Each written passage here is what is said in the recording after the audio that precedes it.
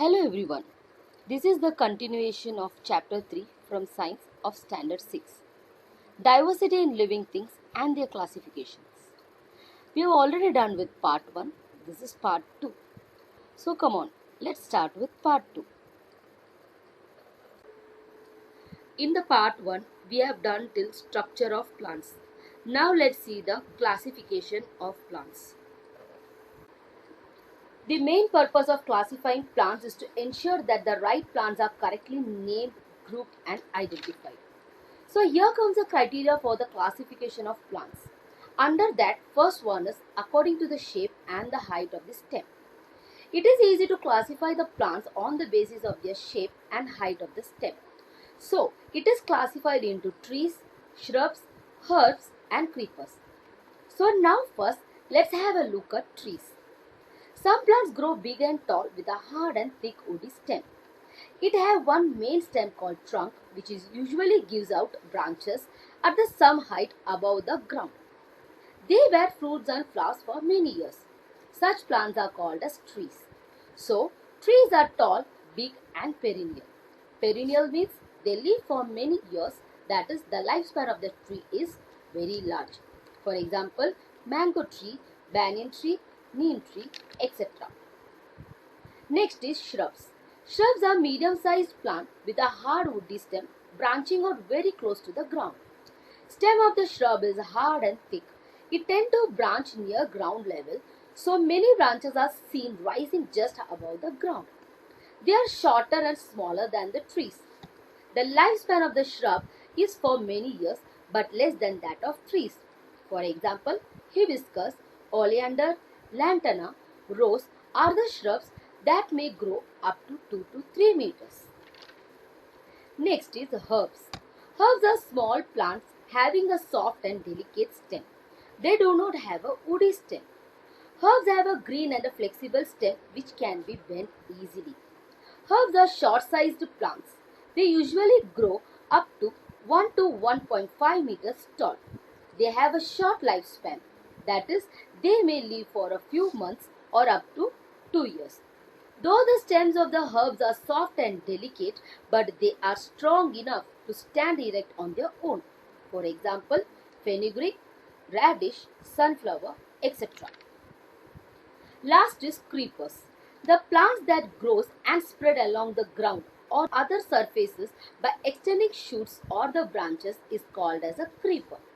The stem of the creeper is very flexible, soft and green. It grows with the help of the support. For example, pumpkin plants, watermelon, strawberry, etc. Second criteria is according to the life cycle of the plants. According to the period of their life cycle, plants are classified as annuals, biennials and perennials. Annual plants. Plants that complete their entire life cycle in 1 year. This means that they grow from seed, bloom, produce seeds and die in one growing season. So, any plant that completes its entire life cycle in a year or less is considered to be an annual plant. For example, jowar and sunflower. Biennial plant. A biennial plant are the plant that takes 2 years to complete its life cycle. In the first year, the plant undergoes primary growth in which leaves, stems and roots are developed. For example, carrot, beetroot. Third is perennial plants. Plants that live more than 2 years and bear fruits and flowers are called as perennial plants. For example, shrubs like hibiscus, oleander and trees like mango and gulmohar. Third criteria is according to the nature of flowering or non-flowering. Plants that bear flowers are called as flowering plants. For example, rose, sunflowers, neem, etc. Plants that never bear flowers are called as non-flowering plants. Such type of plants may not have organs like roots, stem, leaves. For example, algae, fungi like mushroom, pine trees, etc. Last criteria is according to habitat. Plants grow in different places. The place where the plants grow naturally is its habitat. Many plants live on land or soil. So, plants that grow on land are called as terrestrial plant. For example, mango tree, jackfruit tree, etc. Water plants are called as aquatic plants. Aquatic plants are plants that have adapted to live in the water. Some plants grow completely under the water are called as submerged plant. For example, algae. Some plants grow floating on the water surfaces. For example, lotus plant. Plants on marshy lands. These plants are different. Marshy land have clay soil which holds lots of water. Therefore, air cannot enter in the soil. The roots of these trees cannot breathe in the marshy land. So they have special respiratory roots above the ground to breathe. For example, mangroves. Some plants can grow well in the places where water or moisture is limited. An example of such places, desert.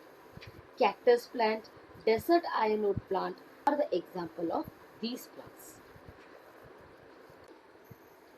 Now we will see diversity in animals and their classifications. The world is full of many different types of animals. Some swims, some flies. Some breathe air and some breathe underwater. Some have skeletons and others don't. So there is a great diversity in animals. They are modified according to the environment in which they reside. Most of the higher animals have a head, neck, torso, tails and limbs for the movement. The food and feeding habits cause a structural difference in the animal body. Not only that, the habitat also has an impact on the structure of the body. Therefore, there are different characteristics in these animals. So, classification of animals helps us to understand their characteristics as well as their differences with other organisms. Next is criteria for classification.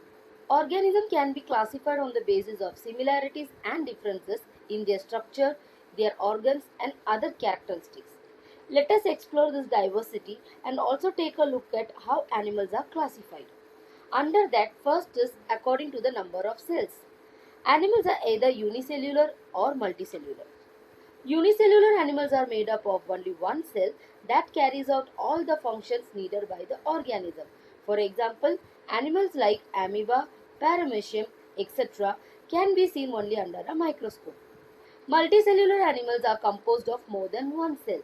They use many different cells to function. For example, man, frog, crow, etc. Second one is according to the vertebral column. Animals with the vertebral column are called as vertebrates. Vertebrates are evolved animals. For example, fishes, frog, crocodile, snake, all type of birds, whale and human beings are vertebrates. Animals without a vertebral column are called as invertebrates. For example, snail, spider, insects, earthworm, etc. are all invertebrates. Now let's see the third one, that is according to the mode of reproduction. We all know what is reproduction. We have seen this in the previous chapter. The process by which the living thing generates a new living thing like itself is called as reproduction.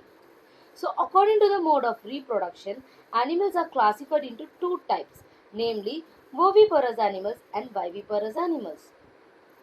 Animals which lay eggs are called as oviparous. For example, snakes, birds, hens, etc. Animals which give birth to young ones are called as viviparous. For example, mammals. Last criteria is according to the habitat. According to their habitat, animals are usually classified into terrestrial, aquatic, amphibian and aerial. Terrestrial animals are animals that live entirely on land. For example, elephant, horse, lion, tiger, cat, dog, man, etc. Aquatic animals are animals that live entirely in the water and depend on it for survival. For example, fishes. Animals living in the water as well as on land and respiring at both the places are called as amphibious animals. For example, salamander, frog and toad. Aerial animals are animals that can fly in the air. For example, birds and some insects. So, what we have learned from this chapter? We have learned classification of plants and animals is done as per their criteria. That is, plants are classified on the basis of their height and the shape of the stems, period of life cycle and habitat. And animals are classified on the basis of their cell structure, vertebral column, method of reproduction and habitat. So, every plant and animal is unique. We must conserve them and conserve the biodiversity of the world. Here we end with the third chapter, diversity in living things and their classifications. Thank you.